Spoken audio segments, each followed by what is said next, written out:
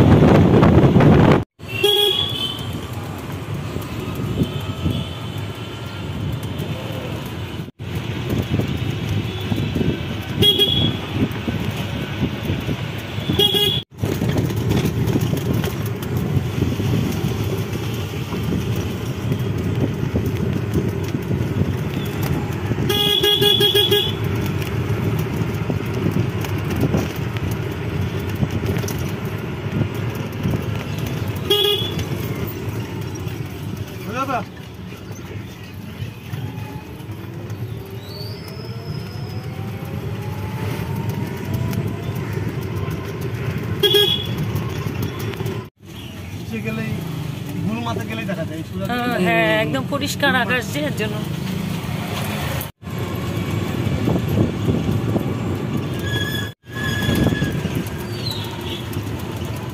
চলে এলাম নার্সিং হোমে। এখন ওয়েটিং রুমে একটু অপেক্ষা করতে হবে, কারণ ভিজিটিং আওয়ার 10:30 থেকে 11:30। তো বসে থাকি, আরও অনেকে আসবে এখন, আমাদের রিলেটিভরাও আসবে এখন অনেকে দেখার জন্য। তো ওরাও রওনা দিয়ে দিয়েছে।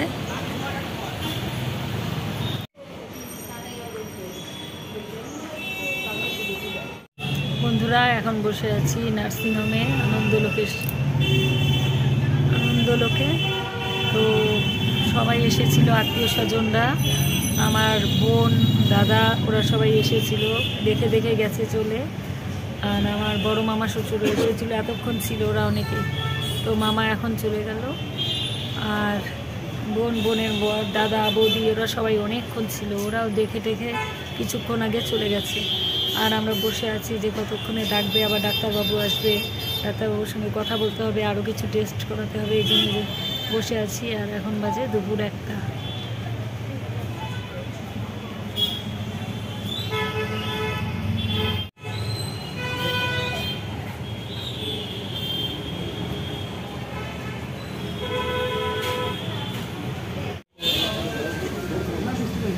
বৃষ্টি হচ্ছে, বৃষ্টি।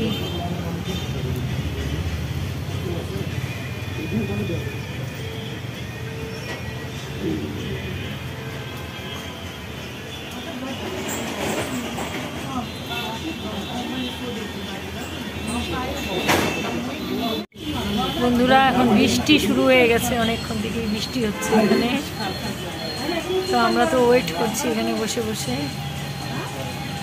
বিকালে ভিজিটিং আওয়ার্সে গিয়ে মাকে দেখে তারপরে বাড়ি চলে যাব।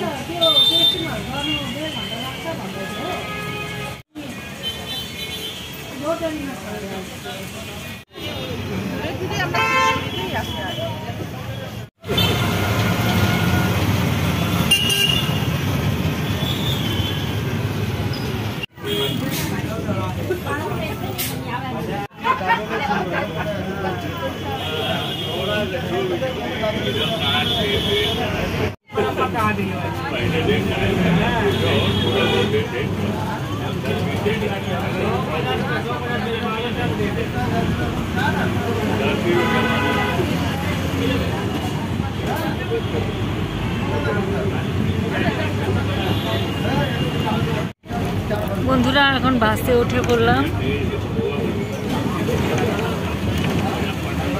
ভিজিটিং আওয়ার্স অনেকক্ষণ আগেই শেষ হয়ে গেছে, 5টা পর্যন্ত ভিজিটিং আওয়ার্স ছিল, 4টা থেকে 5টা। তো যে যে দেখা আমার সব দাদা বৌদিরা সব এসেছিল, বোন এসেছিল, তো সবাই দেখে টেখে চলে গেছে। আমরা এই যে মাকে দেখে এখন বাড়ির দিকে রওনা দিলাম। এখন বাসে আছি, তো এখন বাড়ির দিকে যাচ্ছি আমরা বাসে ঘুরে। মা আগের থেকে আজকে একটু ভালো লাগলো মাকে, তো কথা টথা করলো, আজকে খেতেও দিয়েছে, খেয়েছে, আজকে একটু ভাত খেয়েছে আজকে। তো চলো বাড়ি গিয়ে আবার কথা হচ্ছে তোমাদের সঙ্গে।